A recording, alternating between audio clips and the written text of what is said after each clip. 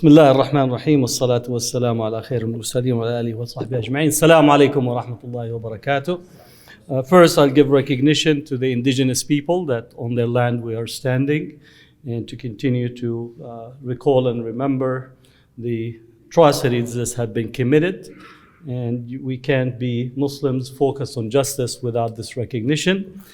Also recognizing the long history of suffering of our African American brothers and sisters who brought to this shore without a choice of their own in the hulls of ships and continue to face the ravages of racism in this country.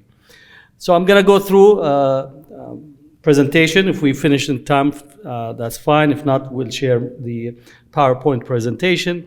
Islamophobia, understanding the problem and shaping the responses is what I want to focus on. This comes through a research and work on a variety of institutions. I'm editor of the Islamophobia Studies Journal, the only peer-reviewed journal in the world. And also we just founded the International Islamophobia Studies and Research Association.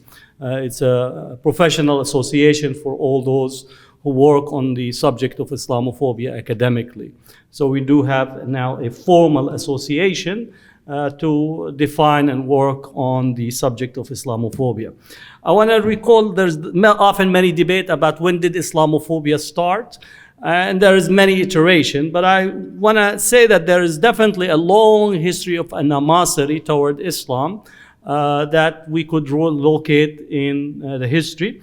Here is Pope Urban II, who called for the First Crusade. He says, from the Jerusalem and the city of Constantinople comes a grievous report, an accursed race has violently invaded the lands of those Christians. So in here, what I want to focus this concept of accursed race, that the Muslims have often been described in racial terms.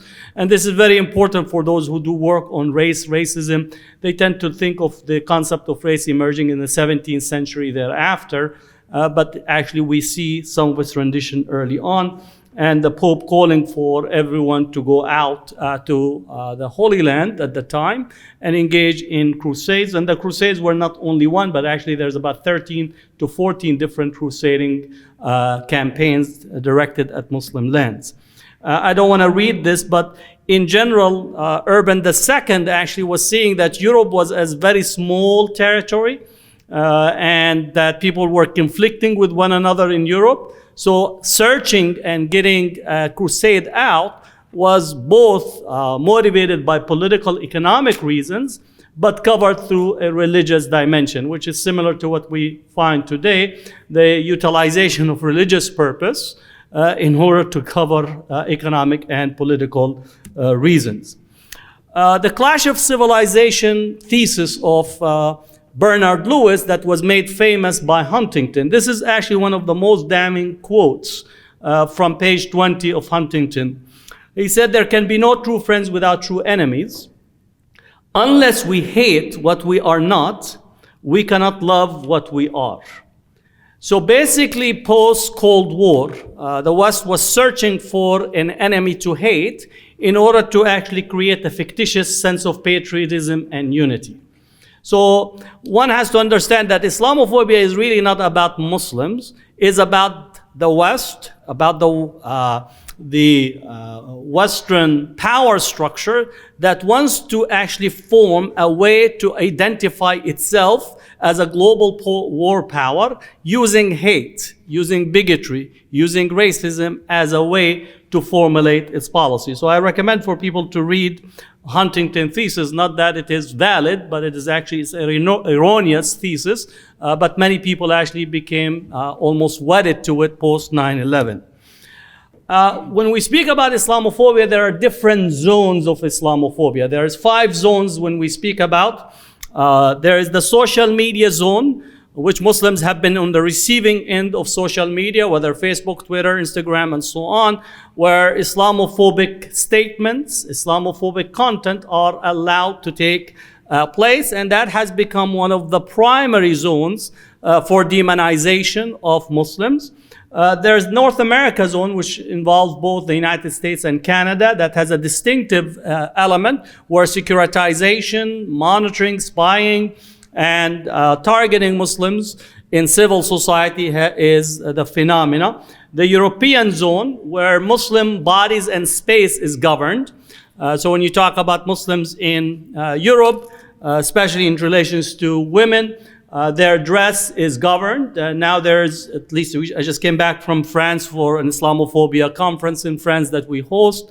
The French government have closed 23 mosques, closed many of the Muslim civil society institutions, including the institution that actually monitors Islamophobia in France, CCCIF, which was our partner organization that collects data, accusing them of actually engaging in separatism. So if you say that the government is violating your right, you're being separatist. So basically, what they're hoping is that you are slapped both ways, and then you should say, merci beaucoup for actually being slapped as a Muslim. So raising even the data and showing that you are being impacted is something that the French government is engaged. The genocide zone, which is very important, this covered India, Kashmir, Myanmar, that are actually engaged in direct genocide, where people actually are facing genocide. Kashmir have actually already been facing warning of impending genocide occurring, so that's a different zone. And then lastly, Muslim majority state zone, where Muslim majority states are actually using Islamophobia, and how they use it is what is good Islam and bad Islam. And long and behold, the governments and those who work with them ascribe to themselves that they are the definition of good Islam. Even if they're using saws against their own citizens, they're still defining themselves as being the representative of good Islam. Now, the assumption in both the Western countries is that there is a neutrality of state, which Muslims are often, as candidates and in the political arena, can you actually be a Muslim in civil society, because we have a separation of church and state, right? And this is often the question that is asked for Muslims. Are you going to bring Sharia into your political office? Are you going to bring Sharia in school and so on? But we need to challenge, rather than begin to respond to this question, I want to actually challenge the notion that there is a complete neutrality of the state in matters of religion. Again, using both the United States and Western Europe, most of us actually take off Saturday and Sunday. We don't work, right? The most hegemonic aspect of religious arrangement of society is time. Many of us took the 24th and Christmas as a day off, and most actually are going to take a day off in New Year. All these are religious times. We're celebrating Jesus' birthday, known as Jesus or Isa, and as such, it's a religious time. And most of the institutions, in essence, are being funded indirectly by the minority religious groups. So in essence, as a Muslim, as a Jew, as a Sikh, as a Hindu in Western society, you're actually subsidizing the ostentatious display of religious symbolism by the secular society, assuming that they are secular. Right? So again in here, what we need is immediately to respond to them, say, you need to thank us that we're actually subsidizing your ability to have a Christmas tree in public space, to send the greeting cards by the president and all of the institution. As a university professor, we receive invitation from the chancellor often to donate during that period, but we don't receive such urging to do so in Eid al-Fitr, Eid al-Adha, Kwanzaa, or a host of other festivals for minorities. Now they say, well, we're not governing by religion, but in essence in here, religion is the umbrella by which the society is actually governing itself. So we need to be aware of how not to become an apologist for us being Muslim and engage in the society in that way. In India in particular, this notions of love jihad, which we're seeing it in India, but I want you also to think in the same way as we're seeing it today in Western Europe and the United States, the replacement theory. That the Muslims who are coming in the Western world, Muslims who are getting married in India, are attempting to replace the white race. And this theory actually comes out from a philosopher, and I'm sorry if I'm apologizing for the philosophy and the philosophers to actually call the person who came with this idea. It's a French philosopher, Camus, who's actually basically supposing that these immigrants and refugees, which are predominantly Muslims, are coming to replace the white race. Now, in this, actually, it's almost a complete erasure of the causalities of immigration and refugees. And my response is that we are here because you were there, not the other way around. And if you actually go to many parts, especially if you go to France in particular, many of the refugees and immigrants in there are from their ex-colonies. Just last week, France actually deployed its troops in Mali. The result of the deployment of troops in Mali will be a flow of refugees that will come into France. In France and in Europe, they Islamicize the problem in order to securitize the solution. So you're no longer looking of human beings that are needing help as refugees or immigrants. You send troops, military, surveillance, and long and behold, our main expert in this is Israel, often posits itself as the go-to state to help in matters of security and surveillance. So remember this, Islamize the problem in order to securitize the solution. So rather than dealing with fundamental human rights, fundamental UN regulations of how to deal with refugees and immigrants, you begin to insist on having security apparatus. In France, building a wall of $35 million being used to build a fence, rather than actually providing the services for a large number of refugees that are stuck in the Calais area, which is the border area between France and the UK on the tunnel that actually gets people to make it to the UK. So again, lynching is a real serious issue right now, that we are no longer only speaking about people being impacted by only statements. We're actually having people being killed as Muslims.